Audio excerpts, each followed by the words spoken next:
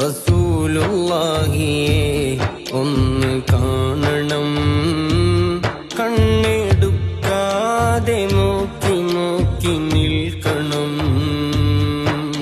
റസൂലുള്ളാന്റെ അരികിലൊന്നിരിക്കണം,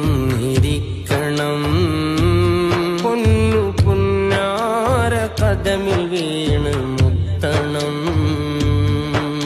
റസൂലുള്ളാന്റെ കവിള് നോക്കി നിൽക്കണം, കമറ് തോൽക്കുന്ന പൽക്കോവ കാണണം. റസൂലുള്ളാന്റെ പവിഴക്കരം പുൽകണം, പരിമളം പൂത്ത മേനിയെ മണക്കണം. റസൂലുള്ളാന്റെ കൽബിൽ